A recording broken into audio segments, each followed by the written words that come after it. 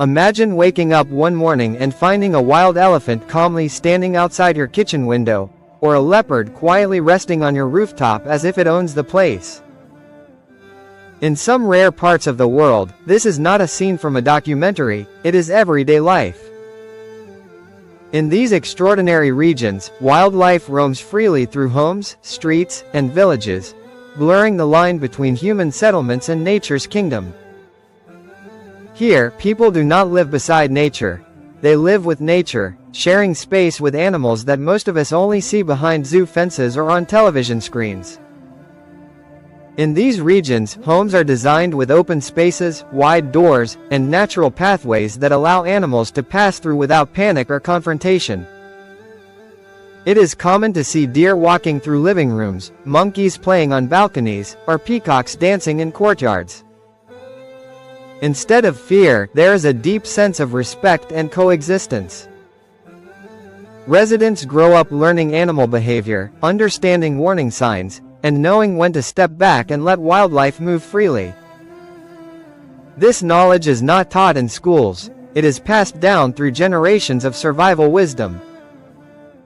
Daily life in such places requires constant awareness. Children are taught never to run when encountering wildlife, and elders know how to read the mood of the forest.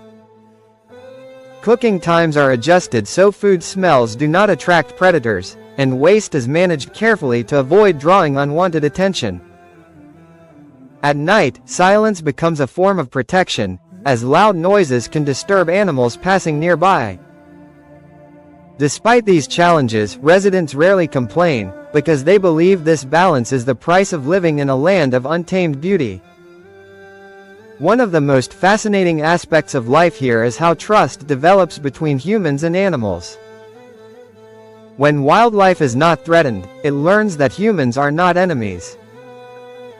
In some villages, tigers pass by houses without attacking, and bears walk through fields without causing harm. Conflicts still happen, but they are surprisingly rare. The key difference is the absence of fear-based living. People accept that they are guests in nature's territory, not rulers of it. However, this lifestyle is not without danger. Sudden encounters with venomous snakes, wild boars, or large carnivores can turn deadly in seconds. Emergency services are often far away, and survival depends on quick thinking and community support. Neighbors look out for one another, warning each other when wildlife is nearby. This shared responsibility creates an unbreakable sense of unity that modern cities often lack. Technology is limited in these regions, not because it is unavailable, but because it is intentionally restricted. Bright lights, loud machines, and constant noise can disrupt animal movement. As a result, people rely more on natural rhythms, waking with the sun and sleeping early. Life slows down, stress levels drop, and mental health often improves.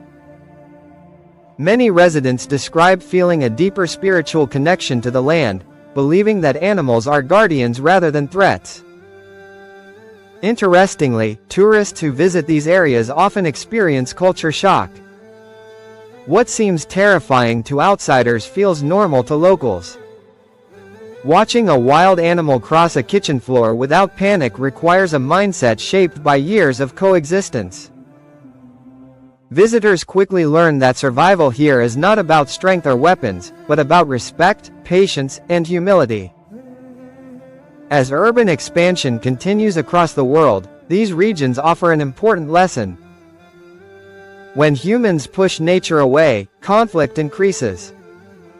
But when humans adapt and allow wildlife to exist freely, harmony becomes possible. Life in a region where wildlife roams freely through homes reminds us that the earth was never meant to belong to humans alone. It is a shared space, and those who understand this truth experience a form of freedom that modern civilization has almost forgotten. In the end, this way of life is not about danger, it is about balance. It teaches us that survival does not always mean control. Sometimes, survival means learning when to step aside, when to stay silent, And when to let nature pass through your home, just as it always has.